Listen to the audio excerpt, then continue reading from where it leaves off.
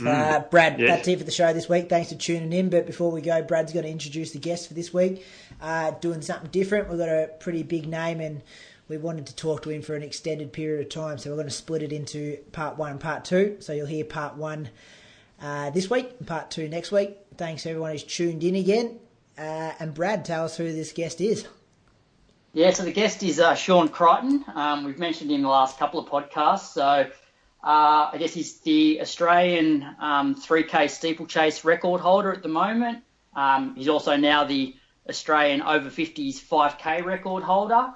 But he probably, you could argue that he's the most versatile distance runner Australia has ever had. He's run 3:38 for 1500 all the way through to 2:10:20 for the marathon. So that's an amazing spread. Like, there's not many guys that have been able to run so well over every distance. I guess another claim to fame was back in 1996, he broke Ron Clark's long-standing 10K record. I think it had stood for 31 years. So that's pretty significant back in 1996. So won't give too much away, but yeah, he's obviously super talent, went to a couple of Olympics, and loves a yarn. So yeah, look forward to getting him on.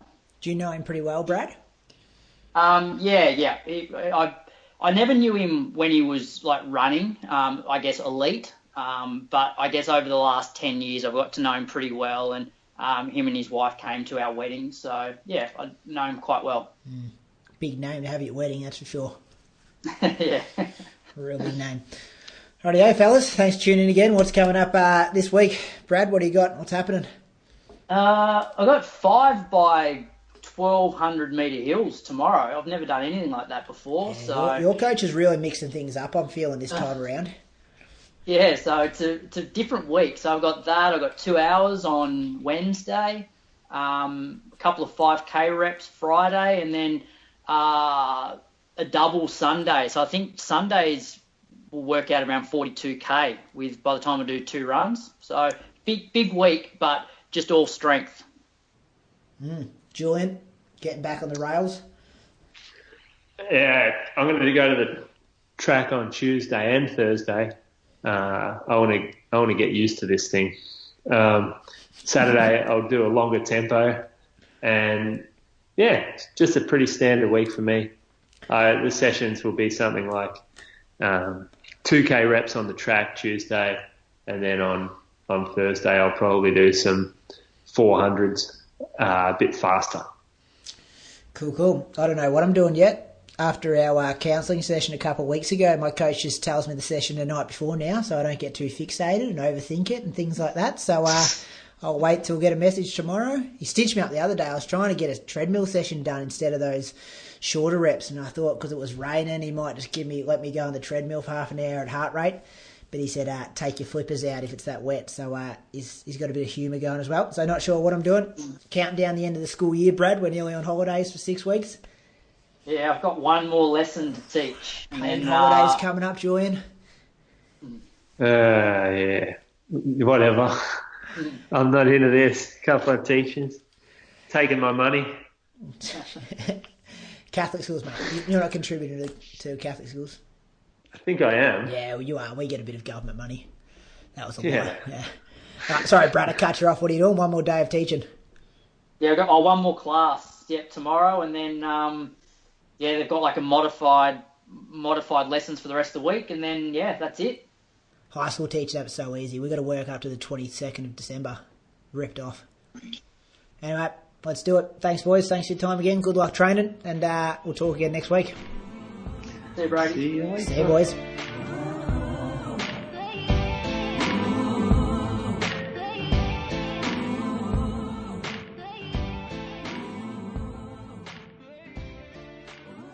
All right, I'm here with our latest guest for Inside Running, Mr. Shaun Creighton. Thanks for your time.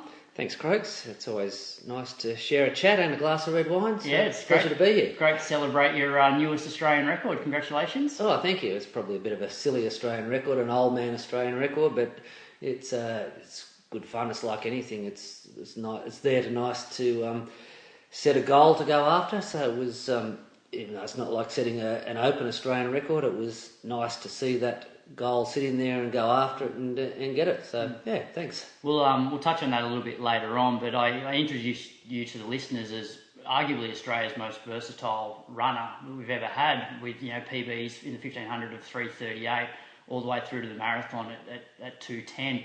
But I've sort of been told lately that a lot of people, the younger generations, don't really know much about you. So we might go back to how you got involved with running, and I believe you weren't a standout as a junior. No, that's right. I got into running in fact, it's funny. There's a few guys who I did run with at high school who in social media these days. So Paul Arthur, for example, posted a photo on a couple of photos on Facebook a couple of years ago. I said, "Oh, hey, Paulie, I'm in that photo. Right, you can see me right in the blob in the background." He said, "I had no idea you were in those races," which you wouldn't have because I was too far back. You sort of you only remember the guys you head to head with. Yep. But I went round to play football with one of my mates when I was 10 years old, and he was off to Little Athletics. I said, "Oh, I'm not doing anything. I may as well come down." So I started doing Little Athletics when I was 10, and I didn't stop running after that. But I guess the big difference was I was living in Glen Innes at the time. I was Glen Innes age, Northern New South Wales, age 1 to 10, and then Armidale, Northern New South Wales, from age 11 to 19. So we were 500 k's to the nearest track. So for summer, we'd go to the beach for 6 weeks. The idea of going and doing track races over summer was just not something I did. So, and I played a lot of sports. So I was in the, as you know, I like my rugby league. I was in the regional rugby league team. I was one of Armidale's best squash players. Even though we've got the cricket on, I was a hopeless cricketer, but used to enjoy it. So I played all sports, but I guess I kept coming back to running and I kept doing it, but I didn't ever really start training properly, and probably until I was last year at high school, and then I started to ramp it up quite a bit. But I'd make the Northwest New South Wales cross-country team each year, go down the state championships. People are often amazed to know how far back I was. I came 54th in I think it was 52nd, 54th, 52nd in year 7, then still in the 50s in year 8, and then 27th in year 9, and 22nd in year 10, 13th in year 11, and then finally in year 12 I came 5th and made the New South Wales team, which is what I'd always wanted to do, was make the New South Wales team. And then I thought that'd probably be about the highlight of my career. And went on. In fact, I came 5th in the New South Wales, and then I came 4th in the national schools. So that was a massive step up. Big turning point for me, though. I stayed in Armidale when I finished school, studied accountancy at night, and was working as an accountant during the day. And having worked with me, Croaks, I'm not good with numbers, so that was a foolish decision. But I realised that wasn't for me, so I came down for the World Cross Country Trials in January of 1986 for the junior team. And I decided if I made the team, I would move to Canberra and get serious with my running. If I didn't, my mate who I was doing accountancy with and I would take off around Australia for a year. Yeah. I came 10th and they took the first 6. And in fact, Tim Redwin, who came 9th, just posted on Facebook a photo of the top 10 banner of the finish, which I once had. And it was good to see that photo again. But that Australian team came 4th in the World Junior Cross Country that year. So some very, very good junior athletes, Tony Ford and Jason Agosta and some other Dean Paul and very good juniors. None of them went on with it. And it's a fascinating stat that out of that top 10, I was the only one who made an Australian senior cross-country team, and I made 9 of them and probably could have made more. So then I got going around Australia. So I took off around Australia for the year, and I didn't know what I wanted to do. About halfway around going around Australia, I thought, okay, I want to do phys ed, non-teaching phys ed. A guy from Peter Rosignon, who'd been helping me with my coaching in Armidale, he'd moved to, it was just good old-fashioned good luck. He'd moved to Ballarat as a lecturer in exercise physiology at Ballarat Uni, and he said, "Oh, come down to Ballarat." And because I'd had a year out as accountancy and a year travelling, I was deemed to, at the ripe old age of 19, to be a mature age student. So I didn't get enough. Even though I wasn't deadly serious about my running, my HSC comprised of sitting in my room every night reading running magazines. Right. So so I didn't get great marks at school, but I managed to get into phys ed at Ballarat. Did my interview, borrowed Pete Rossignol's suit on the way back through Ballarat on my way back from going around Australia. Got accepted into Ballarat Uni, so rolled up in February '87 as a 19-year-old to do phys ed, and that was the absolute turning point for me for running. That changed everything. And who was coaching you, I guess, up until that point, and then when you first moved to Ballarat? Yeah, so I didn't have a coach until after I left school. In 1985, so I finished school in '84, I went to the big local fun run. It was the Tamworth 10, and this is when I was working as a trainee accountant. I went down to the Tamworth 10 expecting to win it in about 33 minutes in 1985, so when I was 18. And I went head-to-head with Rocket Rod Higgins, who was from Corindai, just near Tamworth, who went on to be a 13.28 and 28.10 guy in his own right. Rocket blew me out of the water, and I came fifth in 35 minutes. I was so despondent. I went back and pre-internet by a decade, of course. So I went and got the old New South Wales Athletics Almanac out, looked at who the coaches were, and saw Pete Rossignol, who I knew and respected, who was in our club, and asked him to coach me. So he started coaching me when I was 18. Then when I was 19, I went off around Australia, so didn't really run that much. And then so Pete, then when I moved to Ballarat, was my coach. Yeah. Yeah. And I guess Julian, who's a host on Inside Running, yeah. He lives in Ballarat at the moment. And so was there the strong running culture back then that there has been now? I'd say more so. When I got to Ballarat, to make the A-grade Sandown team was a real achievement. But the thing that struck me was, so I moved to Ballarat and my PB for 5K was 15:11. My first week at university, I thought I was in a bit of trouble because I got called out of a lecture in week one. I was like, God, bloody hell, I don't even know anyone at Ballarat. How am I getting called out of a lecture? I had not playing up. And it was someone from one of the athletics clubs. Oh, we heard you'd moved to town, we're interested in, could get you to meet the boys. Within my first 10 days in Ballarat, I had all 4 clubs say, we'd love to have you join our club. Yeah, okay. And, I mean, that's... Yeah. You don't move... It probably doesn't happen anymore. No. And it was really strong. Yeah, so I ended up joining Ballarat YCW, which was Mona's club, and we had a really, really strong club. And so it was genuinely, I mean, the Ballarat Combined Club now, it's sacrilegious. It's only 10 years ago we were winning Sandown outright, let alone the 4 clubs combined for Ballarat Combined. But in that time, in my 3 years in Ballarat, we won Sandown twice and broke the long-standing course record, which was Ron Clark and Trevor Vincent and Chloe and those guys. So our Sandown team of 6 in '87 was Mona, myself, Hector Beggio, who was a Filipino Olympic steeplechaser who run 8:30, Wayne Dyer, who was Australian steeplechase champion around the time, was an 8:35 guy, John Walsh, sub-14 5K runner, and Dennis Boyle, who was maybe 14:02. Yeah. So our slowest guy was 14:02. Yeah, and we had so much depth. We had 14 25K runners who couldn't make. Yeah. Who were in our B grade team. I mean, these days you'd stroll into it. So I guess my point is there was so many guys to train with. Yeah. And that was just our club. Yeah. At Wendouree you had Merv and Mal Johnston. Merv was a 2:15 runner in the 80s. No one probably would have heard of Merv. Fantastic runner.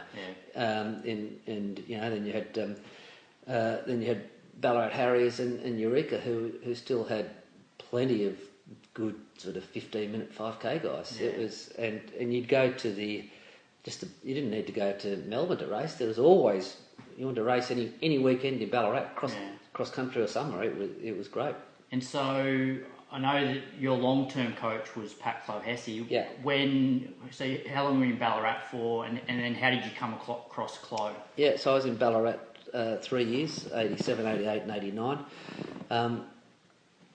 I made the World Student Cross Country team in 88, and then in 89 I got injured and got symphysis pubis or whatever it's called on the hip, and it meant that it was a blessing in disguise. It meant I couldn't run fast because knee flexion, hip flexion, whatever, is what aggravated it. But I could run slow until the cows came home. So all of a sudden, at age 21, I started doing 100 miles a week, just long, slow running. And when it finally came good, and I added some speed work to it, I just improved an absolute rate of knots because I had this phenomenal base. So what actually helped me, and it's timely with very reasonable Commonwealth Games selection criteria now. I didn't really think I was a chance to make the Commonwealth Games team for 1990. My steeplechase PB was 9:04, and I thought that was going to be the event I'd have the best chance at. Tony Benson was the national coach at Athletics Australia at the time, and he was from Ballarat. And I still remember, I'm not sure if Tony told me or I've heard on the grapevine or saw it, again pre-internet, so he didn't just look it up. But the word came out that the Commonwealth Games qualifying time for the steeple was 8:42. I was like, well, I know I've only run 9:04, but I thought the Commonwealth Games qualifier would be 8:30 or 8:32, which I thought was unattainable. 8:42, I thought, I reckon I can run that. It's a massive PB, so it really focused me, and I started, gave up drinking so much beer and stripped the weight down and really focused for a few months and got really fit. So my first steeplechase of the year, which was my first steeplechase in 18 months, I rolled up and I thought, I'm just going to run 8:42 pace as long as I can, and I ran 8:39. And so you put that down to that just base that you had laid? That base, but then the base and then topping it up with some good specific work and having a carrot which was achievable, which then just gave me something to focus on. All of that, and being in a good training environment, all of those factors just combined to then think, okay, I'm going to, if I don't make this time, it's not going to be through not having a crack at it. So going back to when Chloe started to coach me, so and put in context, the fastest steeplechase time in the previous 4 or 5 years by an Australian was 8:45. So I'd just run quite a bit faster than anyone had run for 5 or 6 years in Australia. So the next day, Pat Clohesi called me and said, "Oh, great run," and said, "I don't know what your plans are, but you got any interest in coming up to Canberra to the AIS?" And I absolutely loved living in Ballarat, absolutely loved training in Ballarat, and thought the world of the guys and the club, and I stayed running for the club for several years. But that was November of '89. I had 3 weeks left of my degree, and I hadn't actually decided what I was going to do when I finished my degree, so he didn't have to ask me twice. So I moved, spent the next few weeks finishing up my degree, packed up and moved up to Canberra. Yeah. Just on a slight tangent, because Julian constantly whinges about the weather in Ballarat, and you've lived in both Ballarat and Canberra. Where's worse? Oh, Ballarat's far worse than Canberra. Don't say that. The Ballarat's good running weather, but people poo-poo Canberra's weather. I love Canberra's weather. It's 4 seasons. The difference between a Ballarat winter's day and a Canberra's winter's day, Canberra will be significantly colder, but won't be drizzly other than today. It won't be drizzly rain and windy. Ballarat won't be as cold, but it'll feel colder. Yeah, okay. Yeah. So now I guess we'll just touch on how your week, when you were in your prime, basically how a week looked for you. That's a good question, and the answer, and I'm a lawyer these days, and the classic lawyer answer is it all depends. So I could give you my structure, and then it depended on what I was training for. So it was always Monday, which is very much the Pat Clough and the Chris Ward law, and I guess the Australian system. Monday and Friday were always easy. And so second run of the day was always 8 or 9k, done at 4.5 to 5 minute k's, pretty slow. Monday and Friday were always 16k, pretty gentle. Wednesday was, if I was training for 1500 3k, it was 90 minutes. If I was training for 10k, it'd be 1 hour 45. If I was training for a marathon, it'd be 2 hours. Sunday, if I was training 15 steeple, I'd still do 2 to 2:15. if I was training for marathon 10k, be 2.5. If I was training for a marathon, 2:30 to 2:45 with the occasional 3-hour run, and then always Tuesday, Thursday, Saturday sessions. And that varied. What those sessions were varied on what event I was doing and what time of year it was. Because if I was doing track, I'd be doing the Australian and the European track season. So it wasn't the strict periodisation, but it really varied. There was a lot of tempo runs and hill surges and things like that in the build-up, and then getting on the track really only a few weeks before I'd go to Europe, and then do track sessions and races throughout the season. Interestingly, though, I would often run my best early in the season when I got there, and so the not doing a lot of track work worked well for me. I think that was probably because I had reasonable natural speed, so my weakness was my endurance or that real just above threshold type work. So doing a lot of that helped work on that weakness. Yeah. Unfortunately, I never got to train with you when you're at your peak, but I've heard numerous stories where you obviously ran your easy days like super easy, and I know that you're still quite renowned for taking the easy days really easy. But even in sessions, there was guys that, and obviously Canberra and I guess Ballarat as well had a lot of depth, and obviously with the AIS program. But there was times where, probably most times, you're often towed up in training sessions, but then those guys that were beating you in training wouldn't come close to you in races, and it takes a lot of discipline, I think, to let the ego out of it, and obviously train within yourself. And like, how did you learn that? Was that through your coach? Was it through training with Africans as your career developed, or? It's a very good question, and I think some of the young guys around, probably if they ever listen to me, they probably get tired of me saying you need to. There's times to train hard and there's times to recover. If I go right the way back, doing human movement at Ballarat was part of that was just I was like a lot of young runners, just absolutely full on into it, and I wanted to learn as much as I could about running, not so much about developing a career. I wanted to learn about running, and one of the things which really stood out to me, and I always remembered in doing coaching theory and methodology, and there was a guy, Tudor Bomper, who did a book on periodisation, and it was almost training theory 101, and it seems simple, but a lot of people don't get it, and that is, in order to improve, and that's what we're of course trying to do, you need to stress your body. Most people do that well. Then you need to recover, so that when you stress your body again and you stress it a bit more, your body super compensates. Now that's all very simple, but if you're missing the recovery element, you're not getting the super compensation. And it's so following that through, the purpose of your recovery runs isn't to get fitter.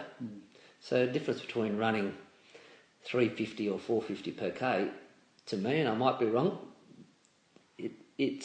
you're actually better off probably running 450 than you are. I know you don't like running 450, Croak, it's too slow for you. But if you can run 350 and be recovered, good on you. I couldn't. If I ran 350, I'd be tired the next day. I needed to run slower, so I did.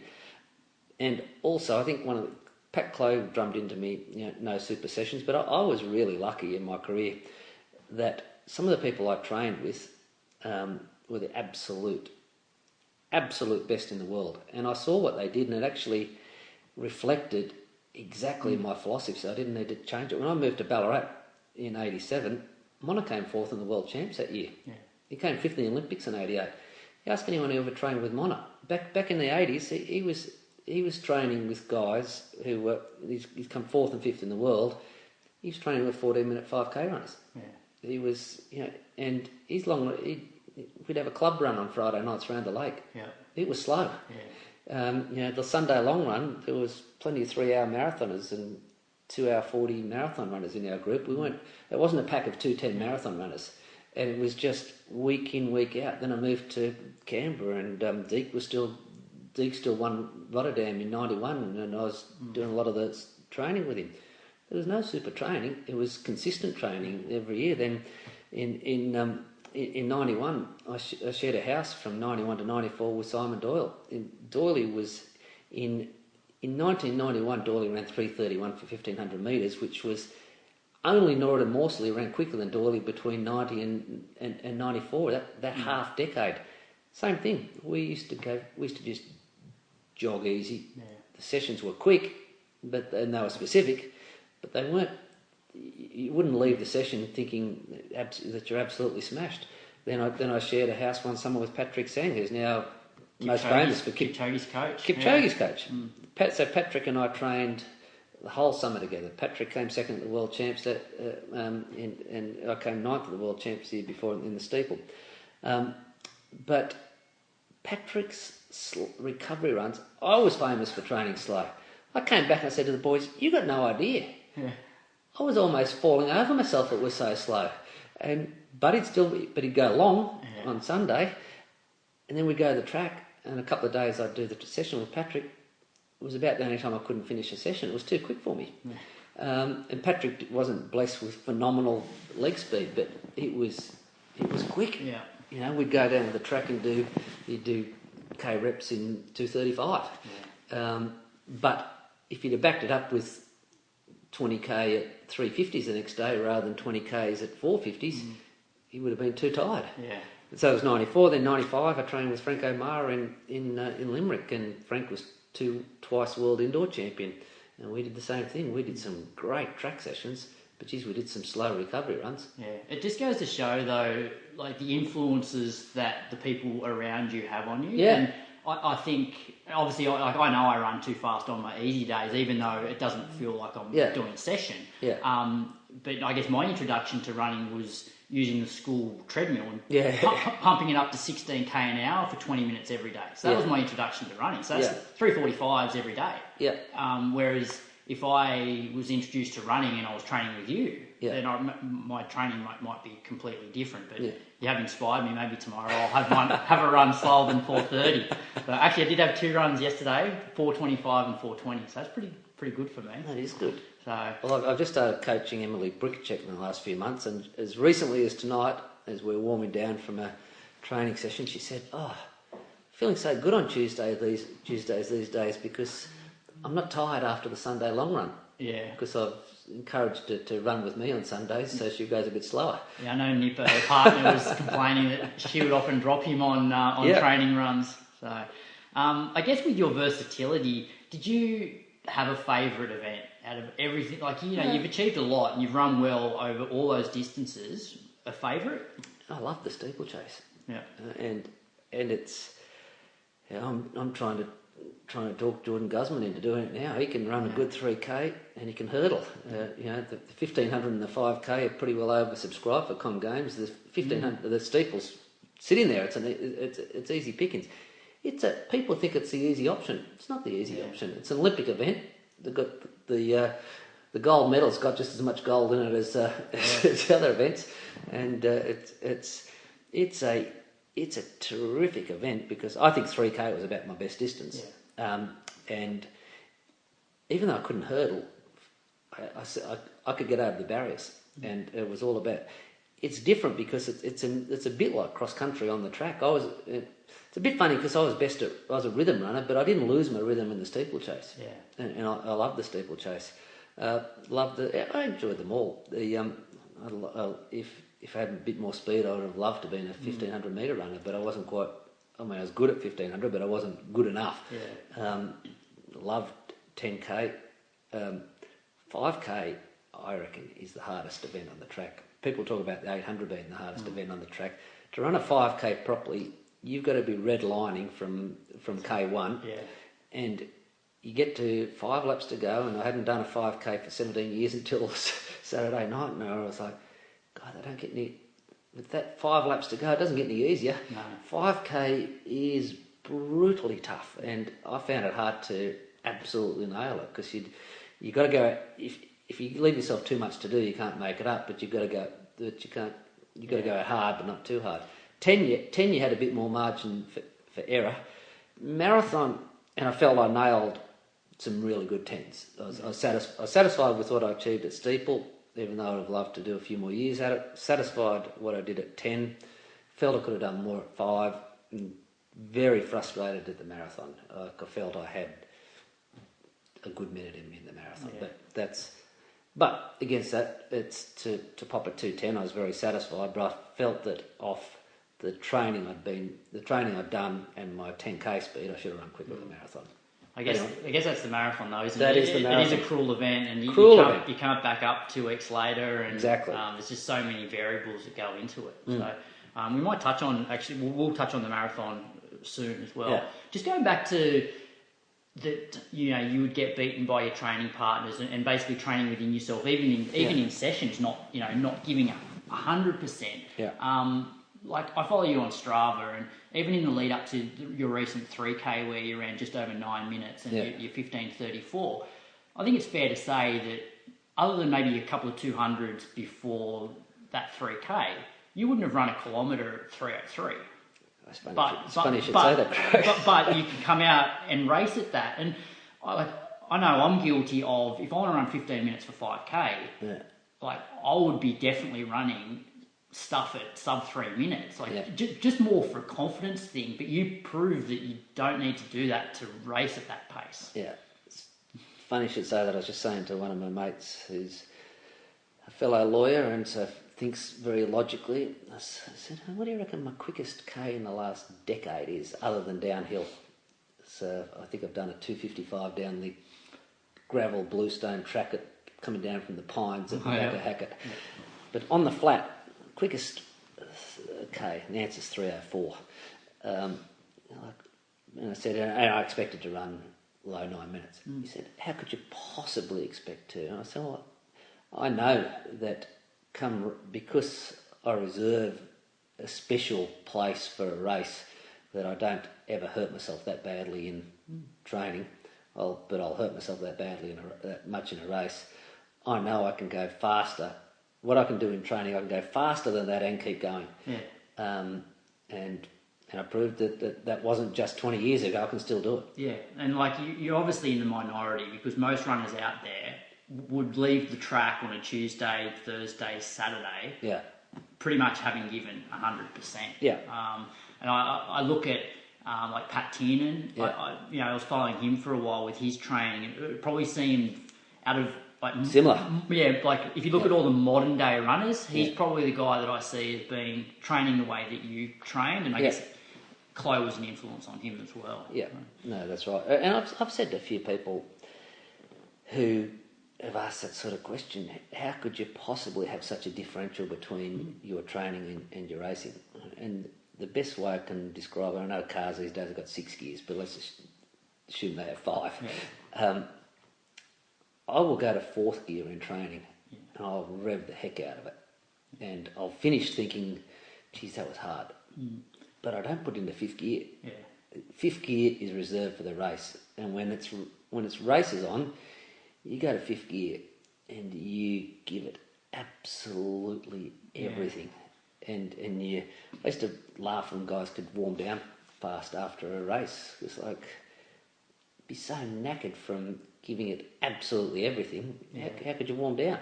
So do you reckon if you're training at 4th gear, you have to race regularly to get that then? No. So you can just train at 4th gear for a long time and then come out and race well? I think so. So I think the trouble is if you're going into 5th gear in training, it's all right to do it occasionally. If you're doing it regularly, you've got nothing there when the question's asked on race day. Yeah. Because your mind's thinking, I actually think there's some adrenaline in it. Yeah. I don't recruit adrenaline in a training run. Yeah. In a race, I pull adrenaline. It's funny you say that, because on the podcast that we've just recorded, I mentioned to Brady. So Brady ran 14:51 at the Vic 5K a couple of weeks ago, and then came out this week and ran 10 by 1 minute off a 30-second float, and basically ran 15 minutes for 5K. Yeah. And I said to him, like, you're in spikes and you ran 14:51 and you're doing this in training. I said, I couldn't, train. I guess my easy runs are fast, but Yeah. I could never get myself up for a session like that. And that's Yeah. just. But I guess there's some guys that can somehow get the adrenaline maybe going in training, but Yeah. I certainly couldn't do it. I can't do it. Yeah. So I guess, all right, with your elite stuff, like you've achieved a lot, and a lot of people don't actually realise that, you've held Australian records for the 3K, the current, record holder for the steeplechase. You held the Australian 10K record, and you broke Ron Clark's long-standing record. I think it was 31 years. 31 years, and then the steeple, which I broke, was Kerry O'Brien's, which was 20 years. Yeah. And then you've been to two Olympics. World Uni Games, you won gold twice there. Yeah. What's been the standout of, Yeah, the standout, it's really hard to pick a standout. Breaking Ron Clark's Australian 10K record with Ron Clark there, with Chloe there, with my mates Tim Armstrong and Robin Firth, who I'd shared a lot of running times with there, and my training partners Trent Harlow and a few guys in the race. That was really special. But there's winning World Student Games because that was my first Australian team was making World Student Games. So winning the track and the cross country for World Student Games was special. And in the World Cups. So I got a bronze in '92 in the steeplechase in the World Cup and a silver in the World Cup in '98 in the 5K, and they were both very special for different reasons. In '92, I got controversially left out of the Olympic team, and there was so you question yourself. You think, I was starting to think I could compete internationally, and if the selectors don't think I can do that, well, maybe I'm not good enough. So it was actually proving to myself and proving to them that I was to come out after the Olympics and take the bronze in the World Cup and beat guys who were in the Olympic final. That was, and then break the Australian record a few weeks later. That was really satisfying. And in '98, I'd really set myself for the World Cup. It was in Johannesburg, so at 1,800 metres altitude. So I put all my eggs in that basket. And I trained for 8 weeks at altitude to try and get that result. So to finish behind Daniel Coleman, who at the time was the man, and beat Dieter Baumann, who was still one of the absolute best 5K runners in the world, was really satisfying. And because I guess, you broke the Australian 10K record in '96. '96, yeah. And 27 to 31. Where would that rank you in the world that year? 11th. Yeah. And what about, so the year you broke the steeple record, where were you ranked? 11th. There you go. Lucky number. Yeah. So and the steeple, I think they were satisfied. Track and Field News, which was always the Bible of running, it does a top 10 every year merit rankings based on a mix of times, championship result, head-to-head, and Track and Field News ranked me 10th for the steeplechase in '93. So that was probably, it sounds a bit funny, but the recognition by your peers and people who actually know to rank you top 10 in the world, that was even though it wasn't a race, that's a highlight of a good season. Yeah. Yeah. All right. Well, let's get to the second coming of Shaun Creighton. So, when would you say that you sort of hung up the spikes professionally, or There was no line in the sand of hanging them up. Well, there sort of was, but there was no race I did which I thought that's my last race. Yeah. Which was, I know a lot of people might have had. Ballarat, Australia, over and out in Sydney, even though I kept racing, of course. But I didn't. So so I ran the Com Games in 2000. So 2001, I still ran 2:11 for a marathon. 2002, I ran 7:49 for 3K and made the Com Games marathon team. And then 2003, I was going pretty well, and I thought I could make the marathon team for the 2004 Olympics. And my son William was born, and about 3 weeks before Chicago, and I think I hurt my back getting him out of the cot, because I was doing my third rep of some 4 by a mile behind the track at the AIS on the dirt, And I was like, this is the best set of miles I've done since 2000. This is going great. And then all of a sudden, bang, my calf went. And I think it was just my back. Yeah. So I went to Chicago anyway. And I thought, okay, I had to run 2:12. So I thought I'll run 5-minute miles as far as I can. Yeah. And I got 10 miles in basically 50 OO, feeling good. And my calf went. And so I had a small disc problem in my back. That took about 6 weeks to get better. By then, I was working as a lawyer, and so it actually came time to whether I went and ran the trials for the 5 and 10 for the 2004 Olympics. I was like, you know what? I'm not going to get the time, and I'll probably go to nationals and come third or fourth. But I'd won the last couple of nationals. I'm not going to be one of these guys who's third this year, then fifth next year, and seventh the following year. Yep. Even though I've now come back as an old man, but it's a break, so it's a very different thing. So I think I just decided. So I actually kept training for a little while and did a couple of road races, and then basically I just stopped racing. Yeah. I always thought that I'd do another race, but I didn't. All right, boys. Thanks for that, Brad. Lead us into this interview. What are they going to hear in part 2? Yeah, so part 2 is, I guess, getting more onto the second coming of Shaun Creighton. So he's sort of come back into track races. Also a little bit about why we aren't producing, I guess, the depth of marathoners that we once had, and a bit about his role as a national selector. So enjoy. Beautiful. We're all over the shop tonight, but hopefully the listeners get something out of that. Thanks again for your time, boys, and we'll talk next week after Brad runs about 14:30 at Parkrun. Whatever. See you, boys. Cheers, fellas. See ya.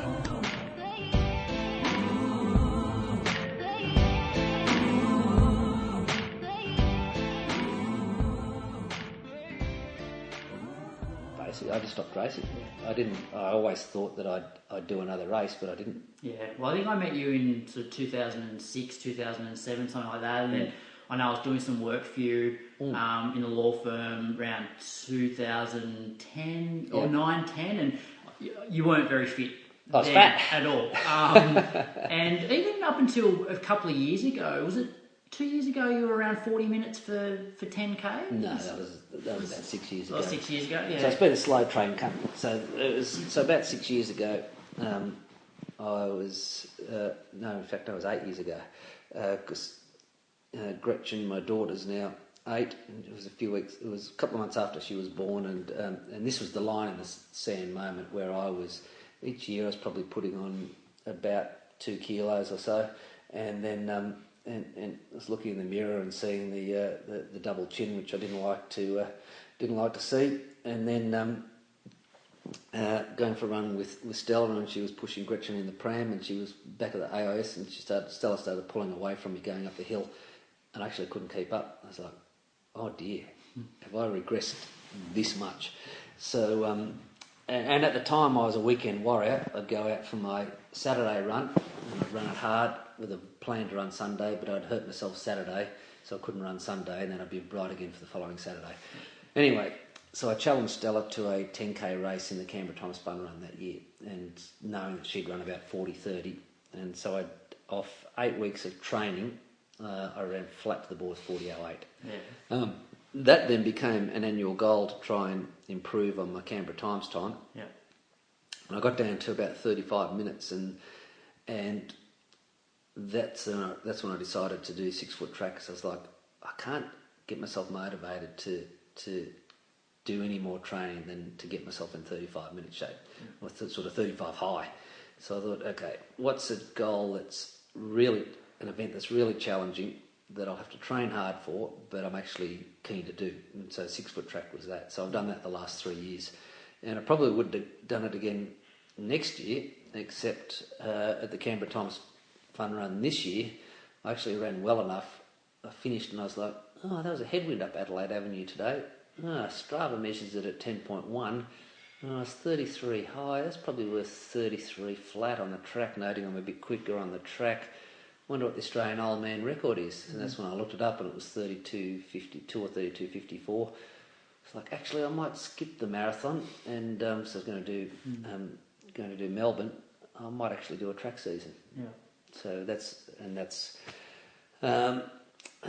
when the seed was sown to have a crack at the Australian Old Man over 55 and 10k records. And about that time, Emily Brickerchick and I started working together. So it actually worked out perfectly because we then just became training partners for each other. Yeah. I don't want to put the pressure on Emily, head of Zatopek next week, but she's ticking along nicely. Yeah, it's pretty inspiring to see you getting back out there because I'm sort of getting towards the end of my, I guess, serious running. Yeah. Not that I've ever, gone close to times that you're running, but I've always thought to myself that as soon as I don't think I can run a PB anymore, Yeah.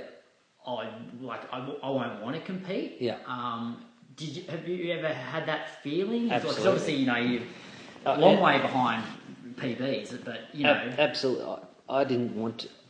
I was, after years and years and years of competing, I got tired of doing the training, tired of watching what I eat and drink, and tired of didn't want to do it anymore. And so that's where I went years where I was running once a week and drinking a lot of red wine and drinking a lot of beer and eating a lot of chocolate.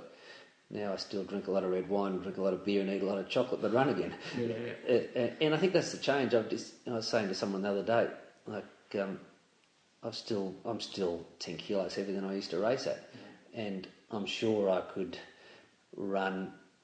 I could probably run 30 seconds quicker over 5k if I lost 10 kilos. Yeah. In fact, I probably almost certainly could, and that'd be. Which would be getting close to the world record. That'd be close to the world old man record.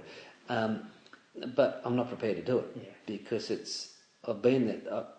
I've done that. I've lived that life of discipline where I would have one alcoholic drink a week for 6 months of the year. At 50, I still want to live a normal life, and if I want to have a glass of red wine or two and a beer and a piece of chocolate while I'm watching the footy or the cricket, I want to do that. But I'm thrilled at the decision to run a few track races, even though it might seem a bit silly, some old bastard coming back and doing a few races. It's almost like the midlife crisis without getting the sports car. But it's the little things you don't think about. The smell of the track. Yeah. Getting some new spikes and getting the spike spanner out and putting your spikes in your shoes and then trying them on to make sure they fit right and sore calves the morning after races. Sore calves. It's absolutely fantastic. And I guess having come from a guy who's run over 200 kilometres a week to now trying to race competitively as a 50-year-old, what adjustments have you had to make? And I guess what advice do you have for an older athlete to stay in one piece but still be able to run to the best of their ability? Yeah, I've read that as you get older you need to cut your volume and do more speed work. That I've started doing speed work again over the last 4 months. Before that, it was basically because I was training for 6 foot track. I was going out and doing 3 to 3.5 hour runs on a Sunday. Up lots of hills. And again, that got me just really, really fit. But I think the message is you don't recover quite as well. But in the last... And people might think, I came out and ran 15:34 on Saturday night, which, as a young guy, that's not setting the world on fire, but for a 50-year-old, it's decent running. And people might think, he ran 13:17 when he was, in his 20s. He should be able to run 15:34. But no, it didn't happen overnight. My Strava will confirm the last 2 years I've averaged 95 k's. That's a genuine average. So there's been plenty of running, but the key thing is I've been sensible, not doing super sessions, just doing, if anything, being a bit more conservative. And for the last 6 months, I've been doing 2 massages a week and a Pilates session a week. All right, I didn't know you were into Pilates. Pilates once a week, and so treatment twice a week and Pilates once a week, and that's just meant I've been injury free.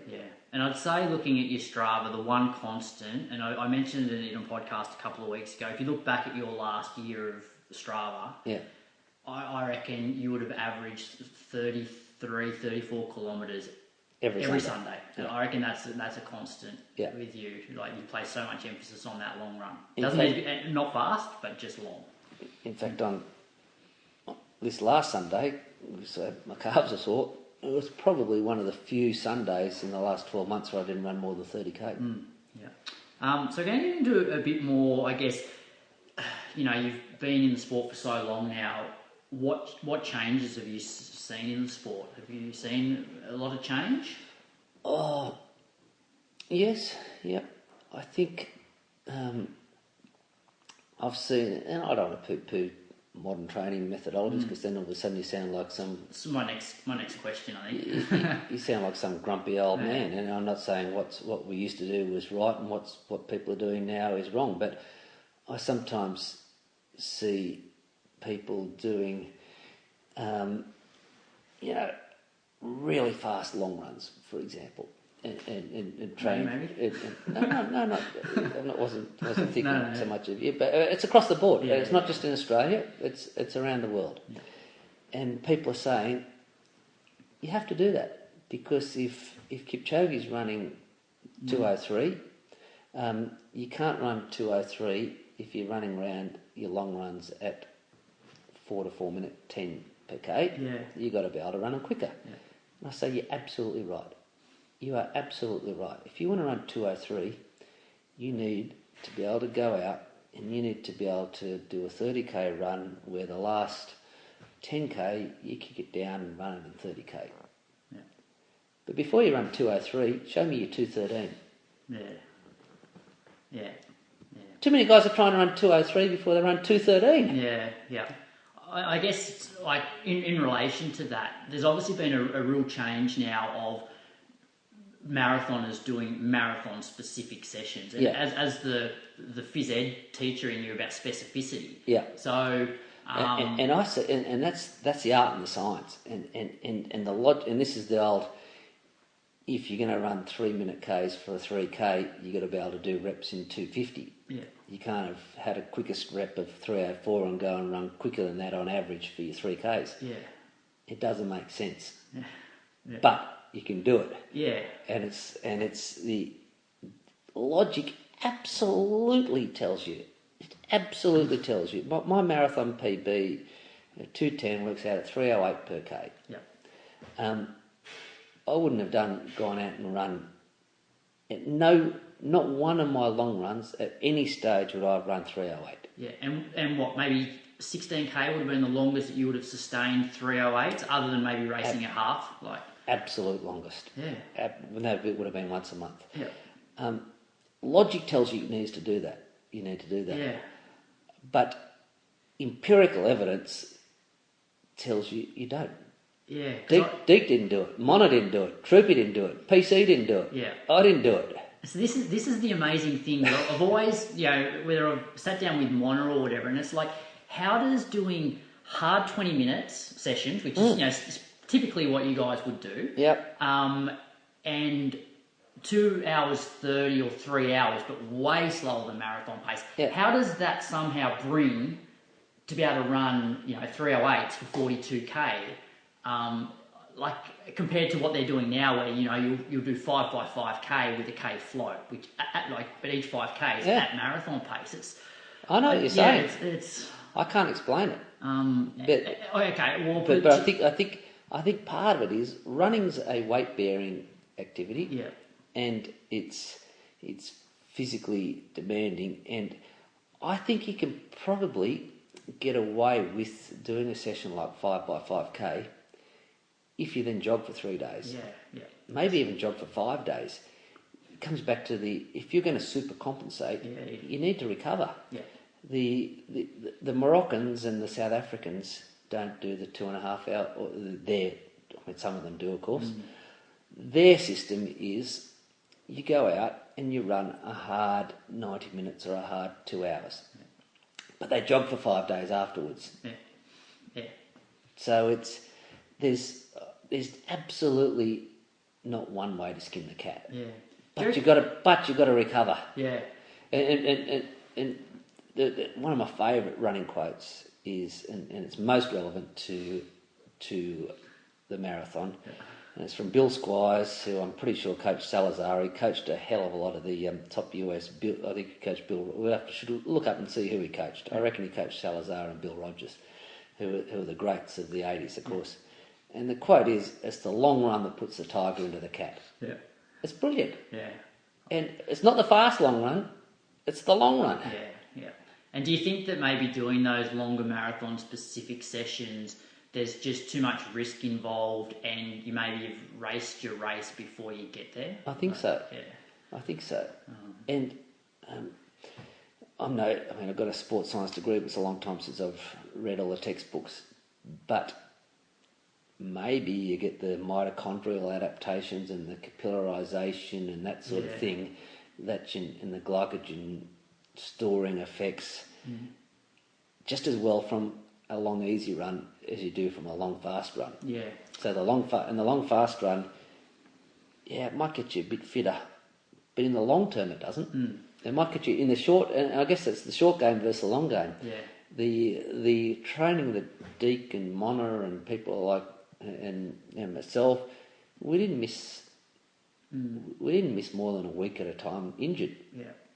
I guess so where I find the benefit, like I've done a few sessions I've never done 5x5K, but I've done, 5x4K with a K flow. And I think the benefit I get coming from the shorter stuff with that is more just that mental of just locking into marathon pace for a long period of time, which you don't get when you're out for 3 hours jogging, you don't get when you're running hard for 20 minutes. So it's more of that mental side that I feel that I get benefit from. But I just find it amazing that guys have been able to. And my next question is, why aren't we producing marathoners?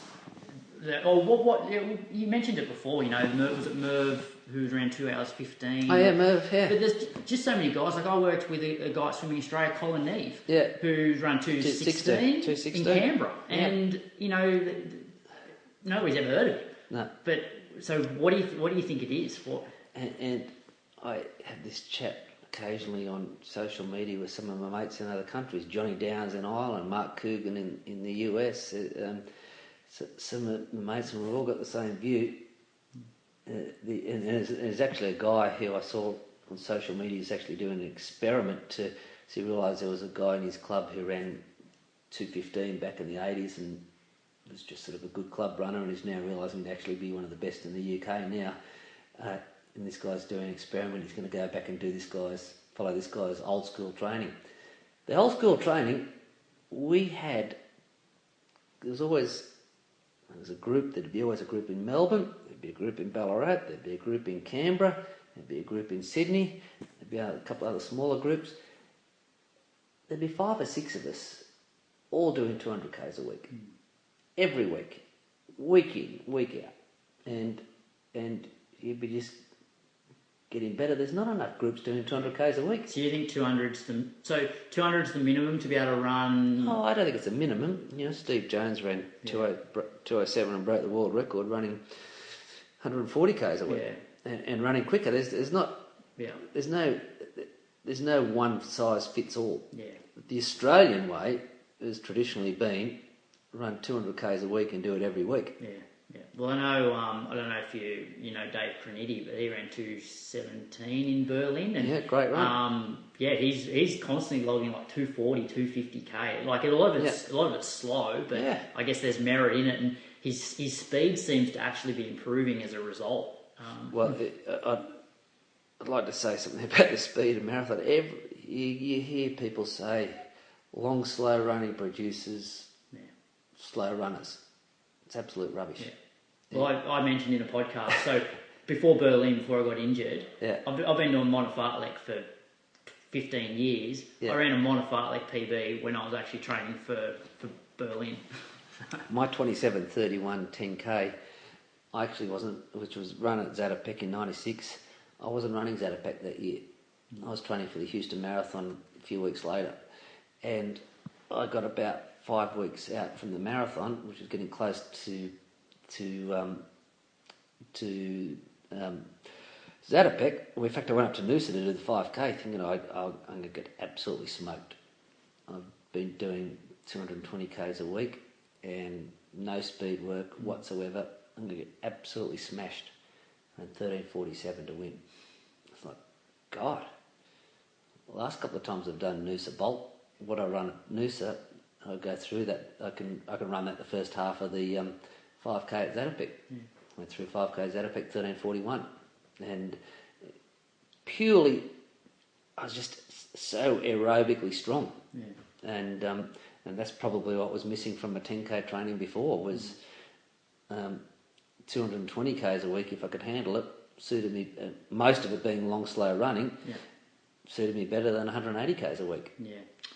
Like, obviously, like, the way that you train yourself, like, you've got so much knowledge when it comes to running, but I guess with family life and your work, you haven't, I guess, coached a lot. No. Is it something that you would like to do down the track? You mentioned you're now coaching Emily. Yeah, I absolutely love coaching, and when I was in Ballarat, final year of uni, 'cause I did a coaching major, we had to do some coaching, and I went to St Pat's in Ballarat, which is where Mona went, was the powerhouse of distance running in Ballarat, and it had guys like Steve McMahon and Chris Howley and some really good young guys at the time. I went to Ballarat and Clarendon College, who had no distance running history and tradition, and said, anyone want to join a distance running program?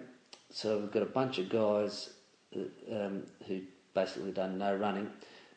By the end of that season, we had a couple of Vic Champs medalists and an Australian Champs medalist, and we beat St Pat's for the first time in donkey's years. I absolutely loved that, and I took the luckily enough to have the national coaching coordinator job at Athletics Australia for a year, and the bright lights of law sort of drew me back, because put it this way, if we were in America and there was 50 full-time coaching jobs available, I'd probably still be coaching. But when there's one, and you've got other options, it's not a long-term career move. Did you mention to me at one point when you were over in the US that you, when you had the option of maybe taking up the with the Bauman that was coaching position? No, that was post then that I was expressing interest with it. Had a chat to them. But I absolutely love coaching. Would I do more of it? I think probably if we fast forward 10 years, I think the answer will be yes. Right now, the answer is very limited, because I just don't have time. But works out perfectly with Emily, because I don't have time, because I don't have time to if I want to go to work, have family time, and go for a run myself, I don't have time to coach on top of that. Works out perfectly with Emily at the moment, because my running time, the running I'm doing, and the pace and the type of training is exactly what I would be prescribing for her, so we can do it together. So kill two birds with one stone, so it's perfect. And you were advising me when I ran my 10k PB first time I got under 30 minutes. But also, like, even though you're not you are coaching now, but I heard a podcast that you've obviously influenced, like Adam Diddick, and the way that he's now one of Australia's sort of top coaches. So you've obviously you still had an influence. Even though you're not actively involved.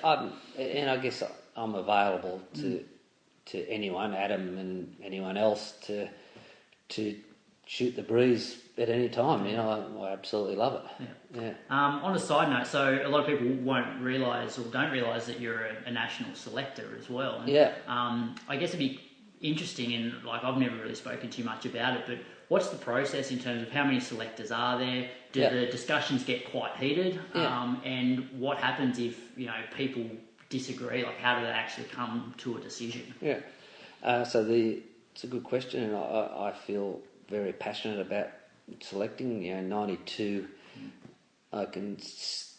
that'll still get me fired up and get my blood pressure up if I talk about having been named in the team and then dropped at the last minute, and despite at the time being national champion, having the qualifying time, being young, being the World Student Games defending champion, still not getting picked, it still pisses me off all these 25 years later. So I know how important it is to people, and I've run some appeals for Scotty Westcott and Andrew Leatherby and some javelin throwers and before becoming a selector. So I am acutely aware how important the role is. So the three selectors are Dion Russell, who's the chairman of selectors, who's a terrific guy and really well organised and really gets all the stats all together. Melinda Gainsford, who is, we're all across all the events, but Melinda's obviously really across the sprints and myself. So Mona was selected before I was, so it's actually good to have that continuity of a distance runner as a selector. They used to actually have winter and summer selectors, so back in the old days, you used to have a different selection committee for track and cross country relative to and roads, whereas we pick all the teams, juniors, seniors, cross country, the whole kit and caboodle. Do we ever disagree? Yes, we do. Does it get heated? No. We have good rational debates. There's mutual respect between the three of us. There was, I won't go into what event it was, but as recently as last year, we had one selection which came up, and I said to Dion and Mel, my view is we should go this way, but it's an absolute borderline, and for these reasons, it's an absolute borderline selection. And they said, our view is it should go this way. It is an absolute borderline. And I said, no, that's fine. I agree with if your view, and if it's 2-1, it's 2-1. Yeah. So generally, if there's a disagreement, it just comes down to the fact that two will go this way, one will go that way. But we'll listen to each other. Yeah. And there have been times where we were leaning one way, and one person has a really good point and able to put a good argument, and the other two will go, I actually hadn't thought of it that way. But this, bearing in mind, and I think this is what a lot of people forget, we only discuss the borderline selections. Yeah. The ones, if we don't discuss Sally Pearson. Yeah, so because there's obviously the selection criteria that if you run an A and you win nationals, you're automatic. You can't take that off. Zatopek's next Thursday night. If someone wins, whoever wins the Zatopek, if they've got a B, they'll go. Yeah. If they come second and they've got an A, they'll go. We don't even. It's not even a discussion. Yeah. It's tick the box. What will then become a discussion is in February, if there are two spots and there's one left and there are three qualifiers. The discussion I'm not looking. I'm looking forward to it from an academic point of view, but I'm not looking forward to it because there's going to be some real disappointment. But it's exciting to be in this position that we have to make the tough decision. The women's marathon team for the Commonwealth Games, I mean, this is the best depth we've ever had. Yeah. I don't think I'd be going out on a limb to say that Lisa Jane Wakeman and Jess Trengrove are safe. Yeah. That third spot, you've got some really, really strong contenders for that third spot, and people are going to be disappointed. Yep, no, I completely agree. Do we go just on time? Maybe. Do we go based on championship history and head to head? Well, head to head, it's not like a track where you can have people mightn't have raced as much. So there's a whole lot of elements which need to come into consideration. But it's great with the marathon at the moment. Even the guys, the fact that this not that 219 will generally get you into a team, but it's certainly getting more guys probably around my level that go, you know what? There's no way that I'm going to run 28 low for a 10k or 13:20 odd for a 5. But you know what? 219 is achievable, and I won't make the team off that, but I could say that I've at least made the Commonwealth Games qualifier or whatever. Exactly. So it's good for the sport. I couldn't agree more. No. And I think back to the selectors. So Dion, Mel, and I are all inclusive selectors by nature. Yeah. So, however, we can be as inclusive as we like.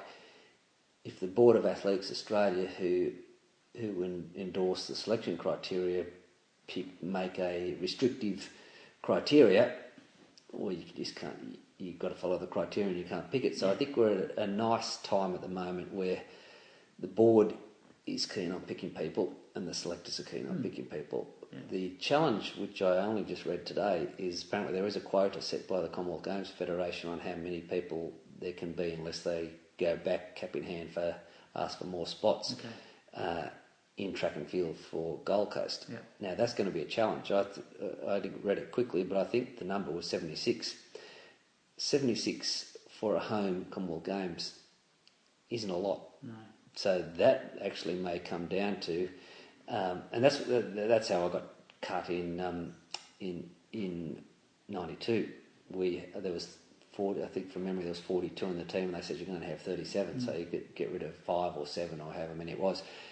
If we put forward 90 names and we then have to trim it back to 76, that's when it's tough, because you're then making assessments between events, and you say, okay, well, particularly for the Commonwealth Games, you might have a field event where someone's ranked 4th in the Commonwealth but 200th in the world, versus a track event against the Kenyans or the Jamaicans where you might be ranked 6th in the Commonwealth and 100th in the world. Who do you pick? Yeah. Anyway, we'll cross those bridges.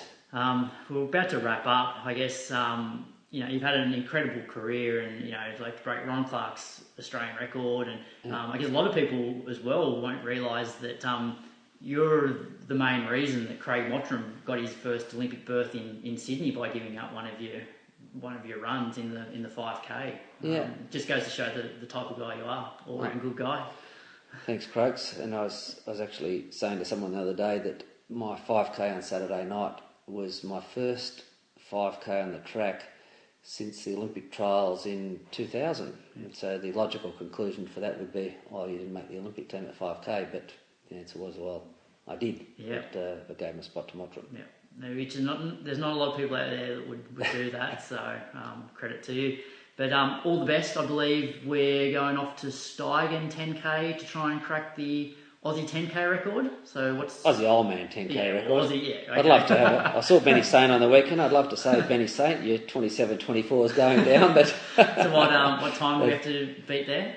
It's 32.50 something. I think it's 32.54. All right. So I think my old rule of thumb was double your 5K and out a minute, which gives me plenty of leeway. But it's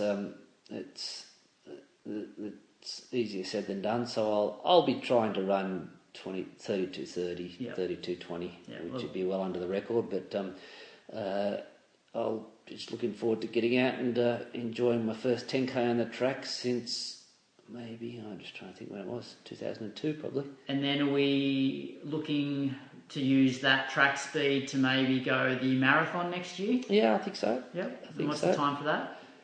The Australian over 50 marathon record, and I do know that because I was looking that up this time last year, it's 2:30.51. And when I was planning on running Melbourne Marathon back in October, a few people said, do you think you can get the Aussie over 50 record? I said, actually, no. I reckon I'm in 2:30. This is back in July, August. So I reckon I'm in 2:33 shape. And that's realistic. And going out at 2:30 pace, I reckon I'd blow up. And part of that is to run 2:30, you've got to be able to run 32.5 for 10K. So now that I'm back notionally in 32:30 10K shape, it means I probably should be able to I haven't really dropped my volume off. I should be able to run 2:30, but that's as we know, the marathon's a funny event and easier said than done. But no, I'm keen to have a crack at a marathon next year, and would probably have a crack at running 2:30. Oh, we'll keep an eye on you, and thanks for your time tonight. I could chat running with you all day, that's for sure. And Brady and Julian will both be down at Steigen, so you'll be on the start line with them. So I'll be on the start line, and they'll probably be about a lap ahead, maybe a lap and a half. But anyway, I'll try and stay within a lap of them. Yeah, all right. Well, thanks for your time tonight. Great. Thanks, all the best. Great, thanks.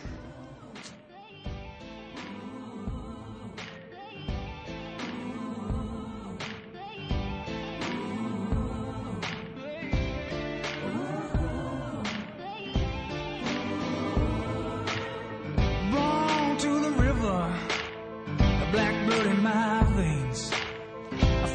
When I was just a child, that your skin can bring you so much pain.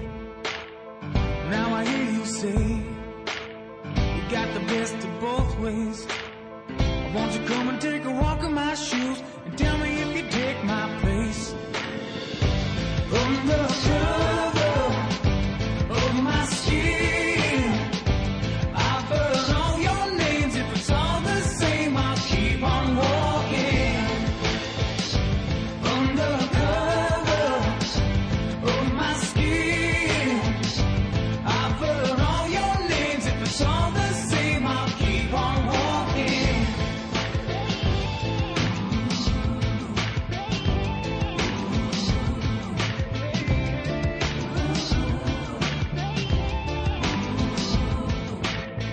Who'd have stayed hung up? Who'd have been knocked down? But here I stand, a man whose roots he understands, and I'm gonna hold my head up high. I was taught as a young man, doesn't matter if you're white or black. Just show love to everyone you meet, doesn't matter if it don't come back. Under cover of my skin, I've heard all your names. If it's all the same, I'll keep on walking.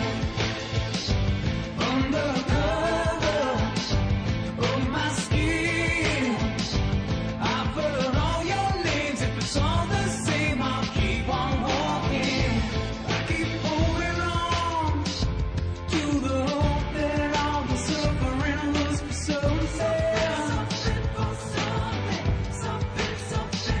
When it's said and done, all your words and all your hate don't mean nothing.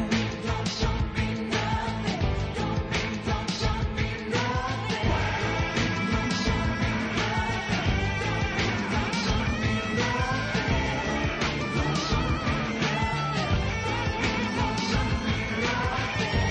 Under